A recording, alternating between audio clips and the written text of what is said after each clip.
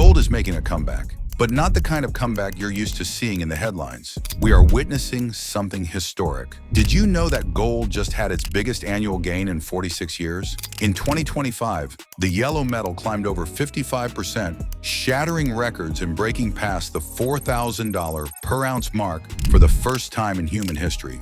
Think about that for a second. While crypto markets were reeling from regulatory crackdowns and volatility, while the S&P 500 struggled to find its footing amidst rising costs, gold quietly became the best-performing major asset on the planet. But here is the part that should truly get your attention. Central banks are stockpiling gold faster than they have in over half a century. These are the institutions that literally print money. And right now, they are trading that paper for physical bars as fast as they can. Gold isn't just coming back, it's staging a financial revolution. For decades, the smartest guys in the room on Wall Street dismissed gold as a barbarous relic. They said it was an old-fashioned insurance policy for people who didn't understand technology. In 2025, gold proved every single one of them wrong. Today, I'm breaking down the mechanics of this surge. We're looking at why the world's most powerful institutions are buying gold by the ton, and more importantly, what this massive shift means for your money in a world that feels increasingly out of control.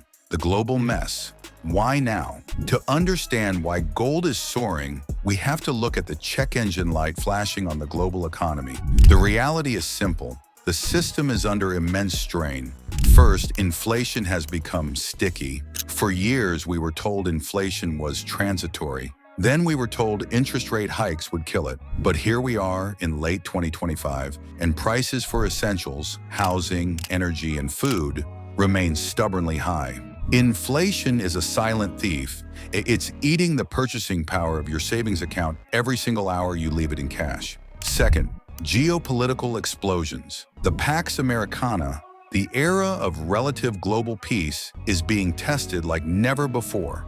With ongoing conflicts in Ukraine and the Middle East, and escalating trade wars involving the US, China, and even our neighbors in Canada and Mexico, the global village is fracturing. When the world feels like it could shatter, investors look for an asset that doesn't have a nationality. They look for gold. Third, the de-dollarization trend. This is the seismic shift no one is talking about enough. For the first time in 80 years, the US dollar's status as the undisputed king of trade is being openly challenged. Countries are tired of their economies being tied to US monetary policy. They are looking for an exit strategy. Finally, the debt spiral.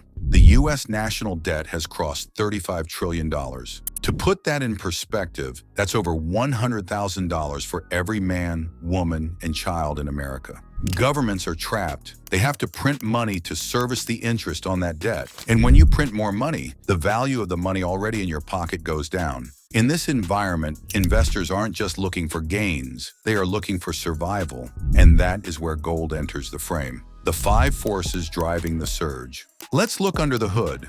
There are 5 major structural forces pushing gold to these $4,000 heights. Number 1, the central bank buying spree. Between 2022 and 2024, central banks bought over 1,000 tons of gold per year. That is double the average of the previous decade. But 2025 took it to a new level. In just the first 6 months of this year, we saw 415 tons added to global reserves. Look at Poland. The National Bank of Poland now holds 21% of its reserves in gold, nearly doubling its stake since 2023. Why? Because gold cannot be frozen by sanctions. If a country gets into a political dispute, the US can freeze their dollar reserves, but they can't touch the gold sitting in a vault in Warsaw or New Delhi. It is the ultimate sovereign insurance. Number 2, the scarcity principle.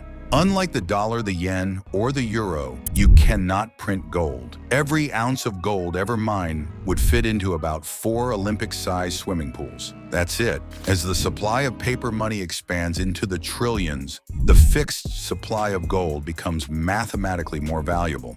In the 1970s, gold went from $35 to $800. Adjusted for today's inflation, that's over $3,000. And we've already cleared that hurdle. Number 3, the safe haven reflex. Every time a new tariff is announced or a geopolitical black swan event occurs like the market panic we saw on Liberation Day this past April, investors panic and sell stocks. Where does that money go? It flows directly into gold. In 2025, we saw the price jump hundreds of dollars in a single week because people realized that in a crisis, you want an asset that doesn't rely on a company's earnings or a government's promise. Number 4, the return of the Western investor. For years, the gold bugs were a small group. Most people preferred high-growth tech stocks, but the 60-40 portfolio, 60% stocks and 40% bonds, failed miserably over the last few years. High net worth individuals are now doubling their gold allocations. Even retail investors are clearing out Costco and local coin shops.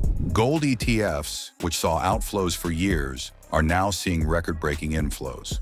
Number 5, a multipolar world. We are moving away from a US-centric system. China, Russia, India, and Turkey are building their own payment systems to bypass SWIFT. To make these new systems credible, they need a hard asset to back them up. They are choosing gold to be the foundation of this new era of global trade. Is $5,000 next? So is this a bubble? Or is this the new baseline? Wall Street is finally changing its tune. JP Morgan, the same institution that once looked down on gold, is now projecting $5,000 per ounce by the end of 2026. Goldman Sachs and Van Eck are calling for even higher targets in the long run. The reason is simple. The problems driving gold higher aren't being fixed. Debt isn't going down, inflation isn't staying down, and global trust isn't coming back. Historically, gold has represented about 2% of global financial assets. As of late 2025, that has ticked up to nearly 3%. If it moves to just 5%, which is where it sat during the high inflation years of the late 70s, the price of gold would have to double again from where it is today. We aren't just looking at a price increase. We are looking at a revaluation of what money actually is. For the last 40 years, we lived in a world of easy money and digital promises. That era is ending. We are moving back to a world of hard assets, positioning for the future.